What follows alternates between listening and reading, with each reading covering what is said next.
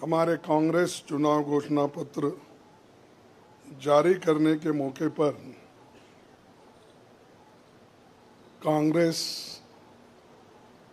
Party के भूतपूर्व अध्यक्ष और हमारे चाहते नेता श्रीमती सोनिया गांधी जी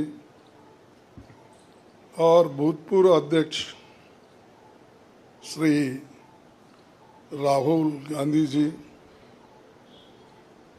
और यहाँ पर पधारे हुए हमारे कांग्रेस पार्टी के सभी नेतागण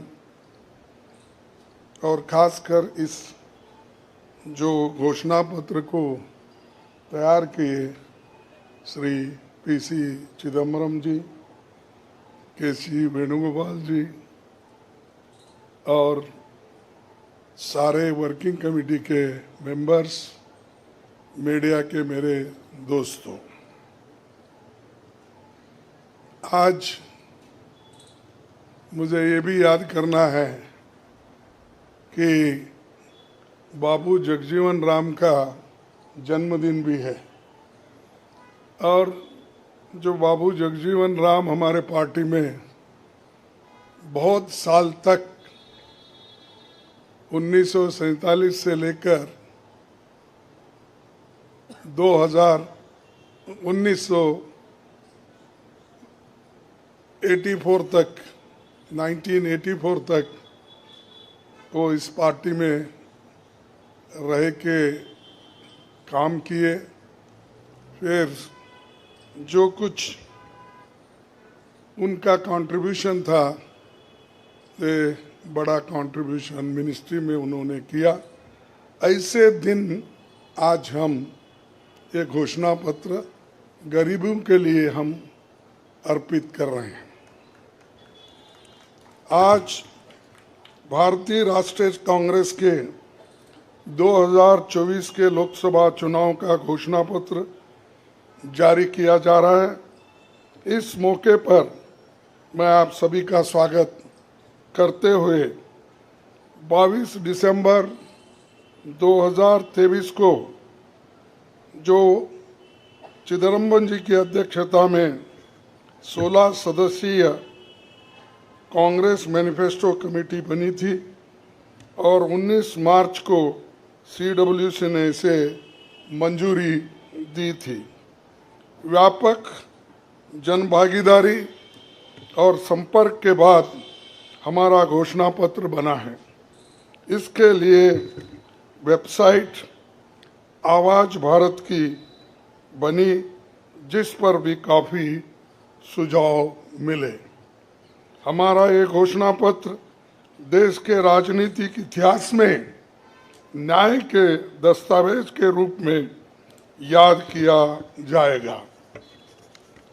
राहुल जी के नेतृत्व में चली भारत जोड़ो न्याय यात्रा में 5 पिलर्स पर ध्यान केंद्रित किया गया था। यात्रा के दौरान युवा न्याय, किसान न्याय, नारी न्याय, श्रमिक न्याय और हिस्सेदारी न्याय की घोषणा की गई थी। जहाँ कहीं भी हम गए इन न्याय की बात हमने करी थी और इसकी गारंटी भी हमने दी है। इन 5 पिलर्स में से 25 गारंटी निकलते हैं। हर 25 गारंटी ने किसी ना किसी को लाभ मिलने का इसके अंतर्गत यहाँ पर हमारे मैनिफेस्टो में भी है और इसके लिए जो हम पहले से ही करते हुए आए हैं वो भी हमने इसका उल्लेख किया है। मैं कुछ बातें आपके सामने रखना चाहता हूँ।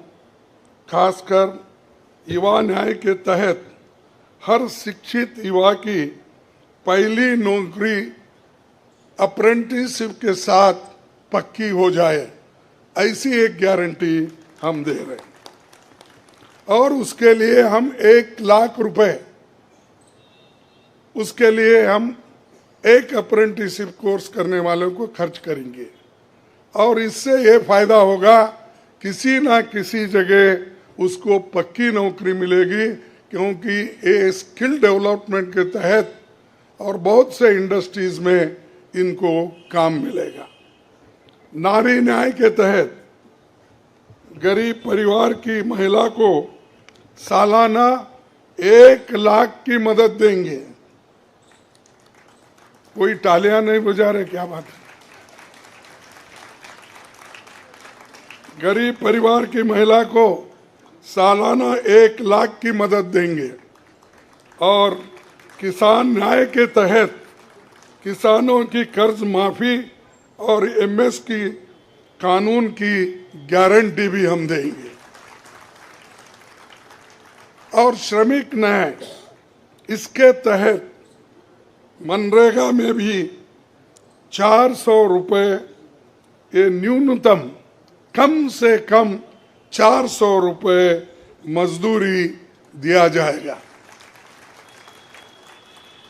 हिस्सेदारी न्याय में सामाजिक आर्थिक समानता के लिए हर व्यक्ति और हर वर्ग की गिनती या जातीय जनगणना होगी, जिससे सबको फायदा होगा, या किसी के फॉर्म में किसी के अगेंस्ट में ये नहीं है कि हालात को समझने के लिए ये जातीय जनगणना करेंगे, जैसा कि SC/ST की जातीय जनगणना होती है।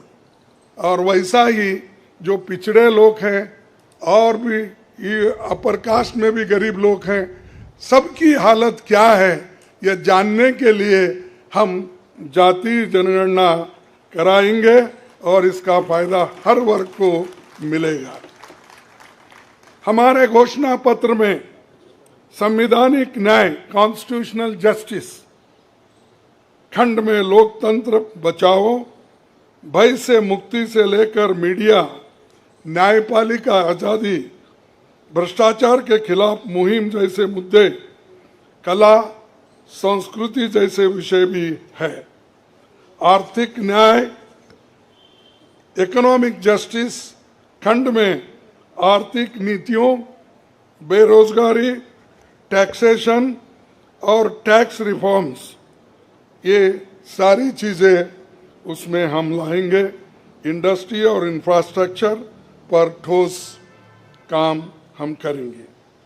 राज्य न्याय, जस्टिस फॉर द स्टेट्स में संघीय विकास, पूर्वोत्तर भारत पर रोशनी हम डाले हैं। और जहां कहीं भी फेडरल स्ट्रक्चर को धोखा होगा, हम उस वक्त अपनी आवाज उनके साथ भी उठाएंगे, और जब हमारी गवर्नमेंट आएगी तो उनको बराबरी का हिस्सा देंगे, और ताकि वो पैसे के लिए तरस न हो, चाहे वो ड्रॉट हो, फ्लड हो, डिसास्टर्स हो, इसके लिए नेचुरल डिसास्टर, इन सब के लिए फेडरल गवर्नमेंट को कानून के तहत जो मदद मिलना चाहिए वो हम जरूर उनको दिलाएंगे। उसी के साथ देश की प्रतीक्षा और आंतरिक सुरक्षा के महत्व को ध्यान में रखकर रक्षा न्याय की भी खंड है, जिसमें विदेश नीति भी है। और विदेश नीति हमारी अब तक सफल हुई है, और उसी नीति पे अगर ये लोग काम करते थे और ठीक ढंग से चलते थे, और बहुत से मुश्किल हमको आज जो आ रहे हैं वो कभी नहीं आते थे। तो इसीलिए हम अपना रक्षा न्याय का देश की रक्षा के लिए पूरा हम काम करेंगे। आखिरी एक महत्व का बिंदु पर्यावरण न्याय भी देंगे। आप सभी से मैं अनुरोध करूंगा कि घोषणा पत्र को बारीकी से देखें, पढ़ के इसमें आपको भविष्य के भारत की शानदार नया तस्वीर दिखेगा, और इसके लिए आप ठीक ढंग से आप काम कर सकते हो। आजादी के बाद 1951-52 में चुनावों से राजनीतिक दल घोषणा पत्र जारी करते समय बहुत से दावे करते हैं लोग, पर कांग्रेस हमेशा जमीनी हकीकत पर चलती है। 1951 में पंडित जवाहरलाल नेहरू के नेतृत्व में हमारा जो घोषणा पत्र जारी हुआ उसका नाम था व्हाट कांग्रेस स्टैंड्स फॉर। उसका नाम था व्हाट कांग्रेस स्टैंड्स फॉर। पहले घोषणा पत्र को लेकर ये टिप्पणी की गई थी, no exaggerated claims were made, no ambitious plans to entice public or deceive the electorate had been placed before them. A realistic view of what was capable of achievement and implementation alone was presented. ये पंडित जवाहरलाल नेहरू जी के जमाने में घोषणा पत्र दी थी जो realistic है, जो ग्राउंड लेवल पे हम कर सकते हैं, उसी के बारे में उन्होंने बोला था। किसी को फंसाने के लिए नहीं, झूठ बोलने के लिए नहीं, हम जो भी कहते हैं वो करके दिखाते हैं, ये उनका कहना था। और वही आज भी हम कर रहे हैं, जो कर सकते हैं वही हम इसमें घोषणा पत्र में लिखे हैं। और बहुत से हमारे विद्वानों से भी हम बात किए हैं कि इसमें क्या कर सकते क्या नहीं कर सकते, उनके सलाह के मुताबिक ही आज हमने ये सारी चीज़ें आपके सामने रखे हैं। ये हमारा 139 ईयर्स साल का शानदार इतिहास है। ये देश के सामाजिक आर्थिक विकास की गति को बहुत तेज करेगा। किसानों, मजदूरों और महिलाओं, युवाओं, गरीबों, वंचित तबकों के विकास के जो बंद दरवाजे हम खोलेंगे, क्योंकि एक मोदी सरकार में ये सारे दरवाजे गरीबों के लिए, महिलाओं के लिए, युवाओं के लिए बंद है। हम जब सत्ता में आएंगे ये दरवाजे सब हम गरीबों के लिए खोल देंगे, उनका विकास करेंगे, ये हमारी प्रतिज्ञा है। डॉक्टर मोदी जी, डॉक्टर मनमोहन सिंह के नेतृत्व वाली हमारी यूपीए सरकार की बहुत आलोचना करते हैं, लेकिन उस 10 साल में हमने MNREGA, right to education, RTI, खाद्य सुरक्षा, वनाधिकार, भूमि अधिग्रहण कानून और रेहड़ी पटरी वालों की अधिकार समेत कई कदम हमने उठाया है। और उसकी जो कर्ता धर्ता है श्रीमती सोनिया गांधी जी यहाँ पर मौजूद है। उन्होंने बारीकी से इन मनरेगा को और खास करके फूड सिक्योरिटी को बहुत लड़ा, क्योंकि मुझे मालूम है सब चीज़ मैं यहाँ पर नहीं कह सकता कि उन्होंने इतने ये 2-3 प्रोग्राम के लिए बहुत गुस्से में रहते थे। जब तक वो इम्प्लीमेंट नहीं होता तब तक वो खामोश नहीं बैठे और कैबिनेट के लोगों को बोलते रहे थे कि ये क्या हुआ।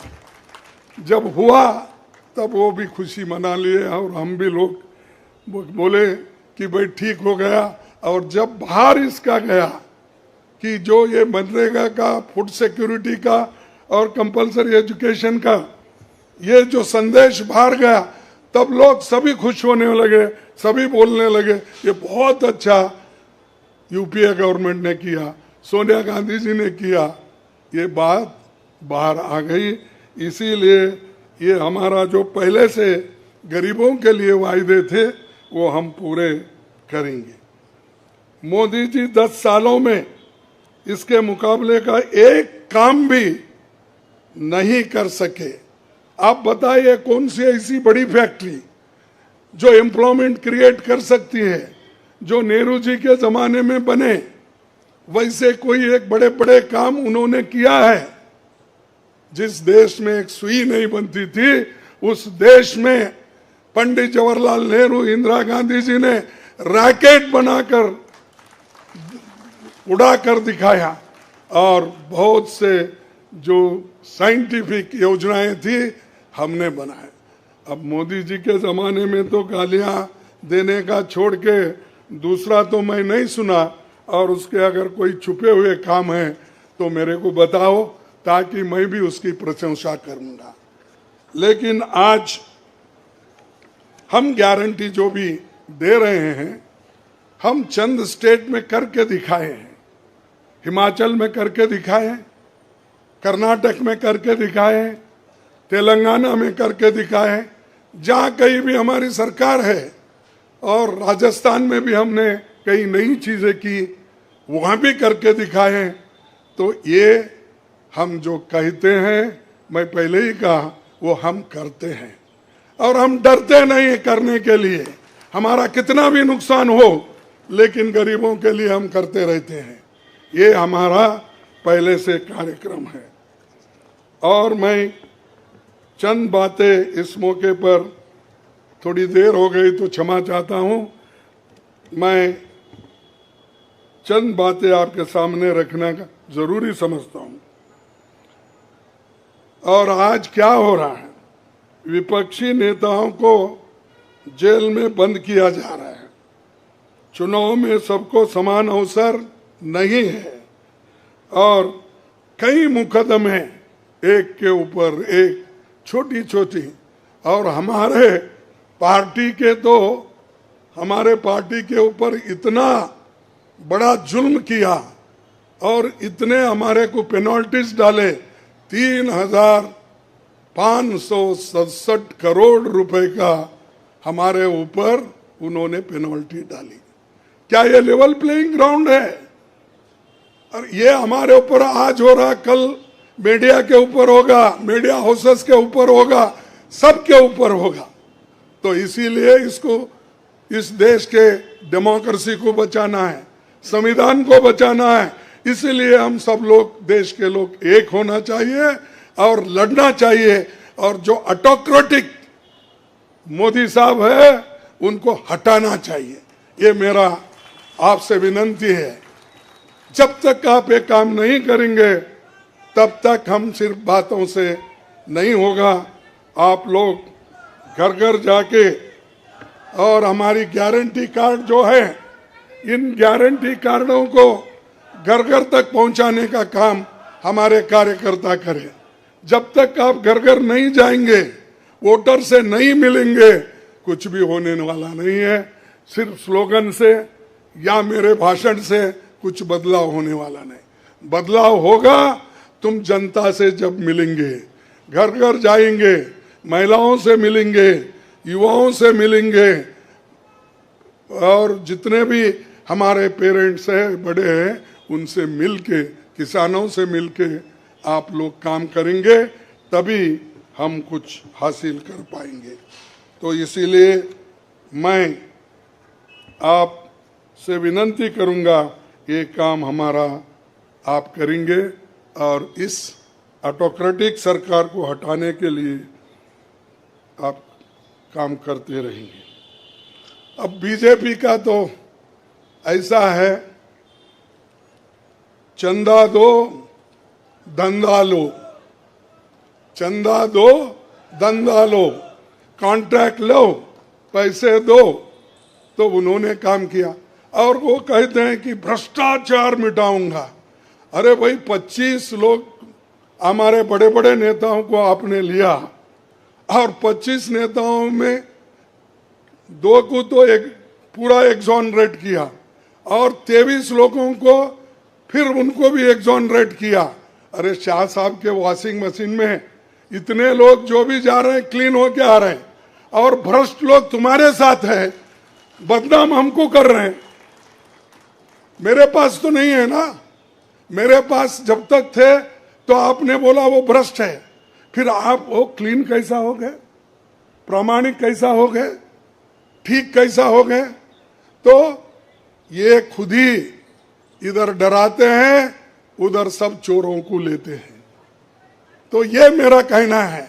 इसीलिए आप इस बात को सोचिए, और हम सालों से गरीबों की सेवा करते हुए आए हैं, आगे भी हम करते रहेंगे।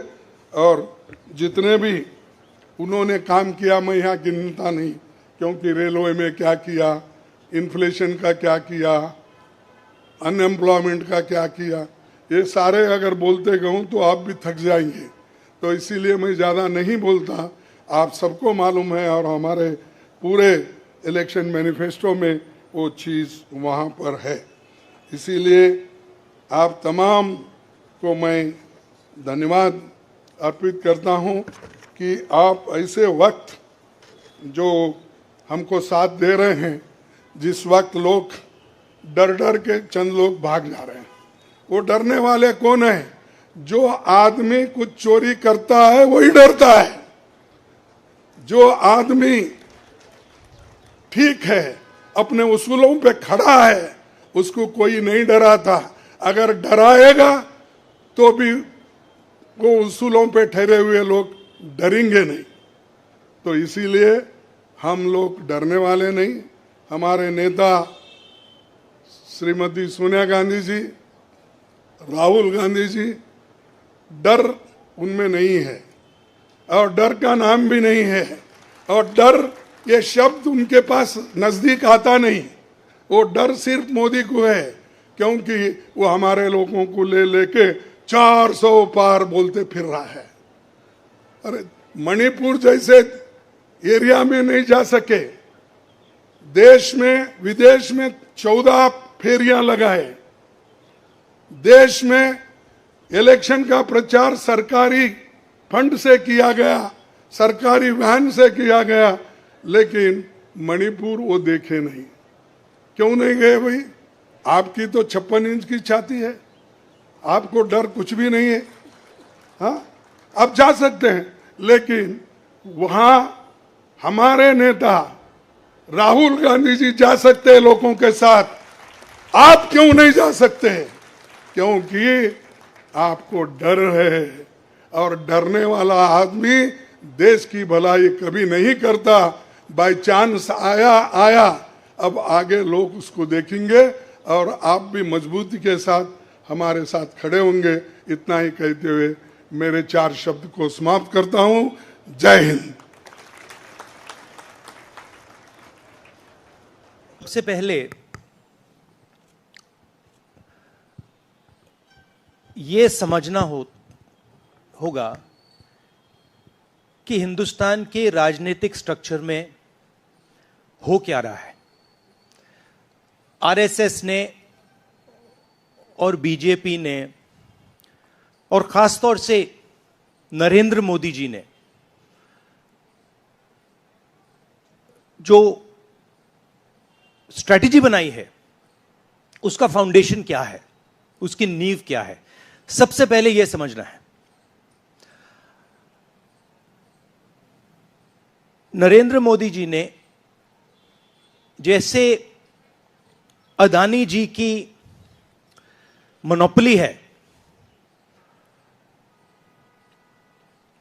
पोर्ट्स पर, इंफ्रास्ट्रक्चर पर, डिफेंस में, वैसे नरेंद्र मोदी जी ने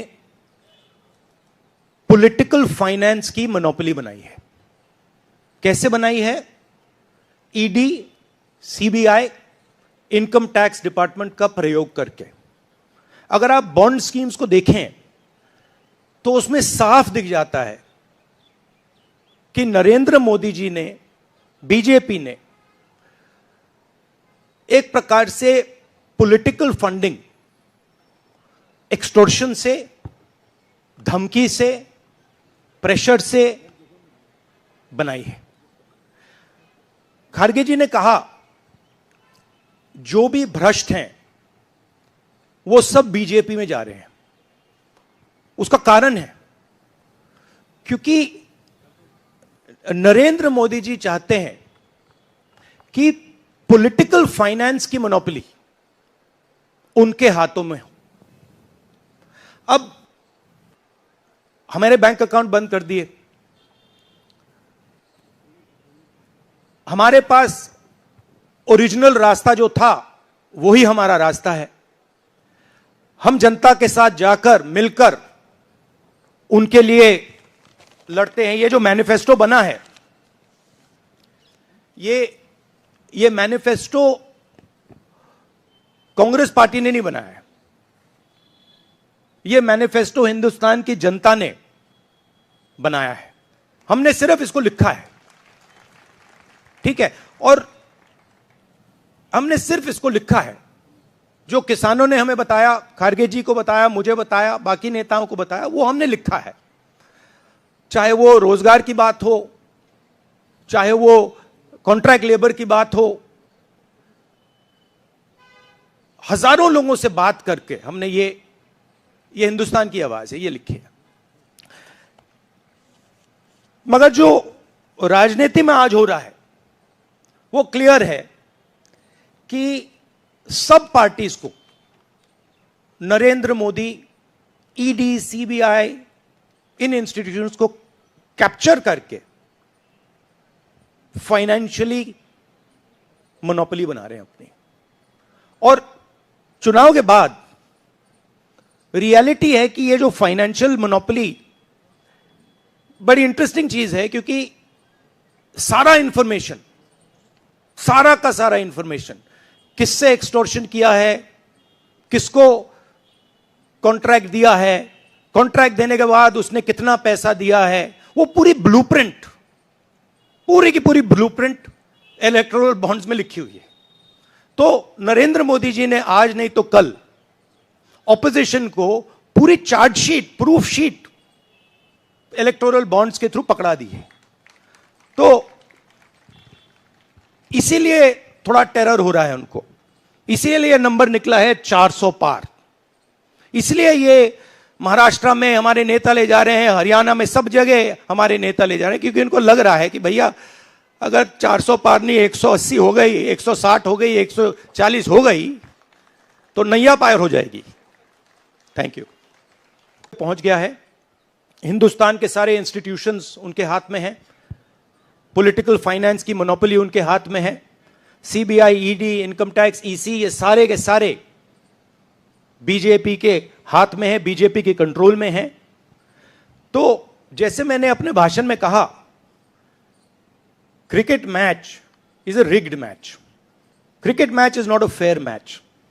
उसमें चाहे सोशल मीडिया की बात करें, आप हमारे नेताओं के, ऑपोजिशन नेताओं की सोशल मीडिया देख लीजिए, मेरा यूट्यूब देख लीजिए, मेरा फेस टाइम देख लीजिए, फेसबुक देख लीजिए, इंस्टाग्राम देख लीजिए, तो ये सारा का सारा स्ट्रक्चर कंट्रोल्ड है, रिग्ड है। इसलिए बहुत जरूरी है कि जनता इस बात को समझे कि ये नॉर्मल चुनाव नहीं है, ये लोकतंत्र को बचाने का, संविधान को बचाने का चुनाव है, और इसको लड़ना और जीतना बहुत जरूरी है। ये चुनाव 2-3%, 5% और बाकी हिंदुस्तान के बीच में चुनाव है।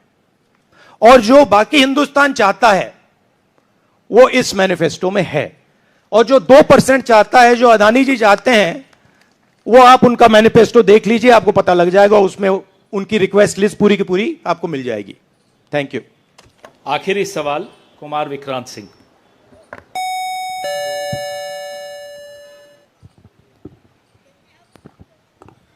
राहुल जी, 2009 में आपको भी याद होगा, उस वक्त मैनिफेस्टो में 2 तस्वीरें थी, मनमोहन सिंह जी की और सोनिया गांधी जी की। पूछा गया था पीएम कैंडिडेट कौन होगा, सोनिया जी ने अपनी तस्वीर छुपा ली थी।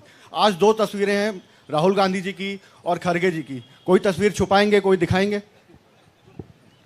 नहीं, ये आप बड़े डिस्ट्रैक्शन वाले क्वेश्चन पूछते हो। देखिए, इंडिया गठबंधन में डिसीजन लिया गया है कि हम मिलकर एक साथ आइडियोलॉजिकल चुनाव लड़ रहे हैं। चुनाव जीतने के बाद लीडर कौन होगा, प्राइम मिनिस्टर कौन होगा, वो पूरा का पूरा जो कोलिशन है वो मिलकर डिसाइड करेगा. Thank you. धन्यवाद. अब कार्यक्रम की समाप्ति से पहले श्री केसी वेणुगोपाल कल के कार्यक्रम के विषय में आपसे 2 शब्द कहेंगे. Dear friends, today we are already released the Brother, he wants South media chance. इन्हें माइक दीजिए जो साउथ इंडिया से हमारे जो साथी हैं, और ये आखिरी सवाल होगा. चिक चिक.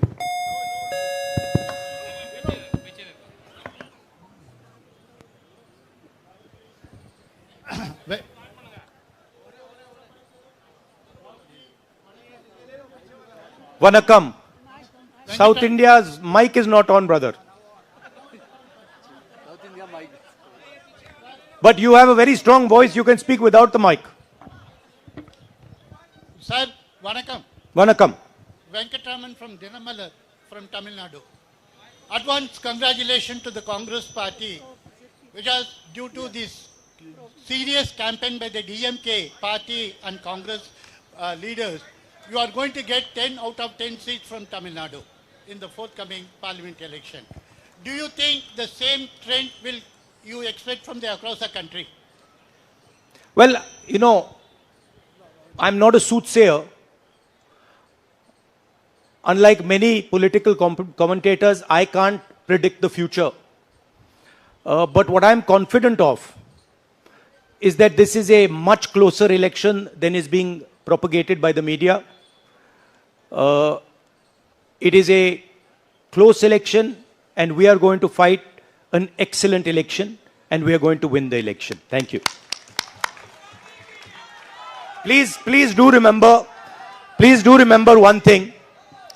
Please do remember that there was a similar feeling being generated by the press when Mr. Vajpayee was Prime Minister.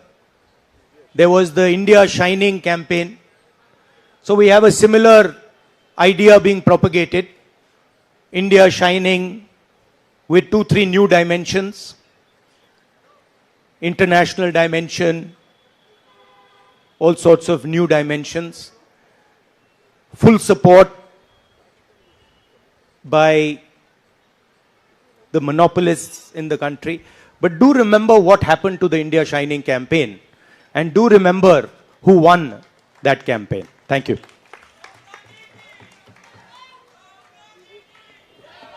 Dear friends, today already we released the Congress Manifesto of 2024.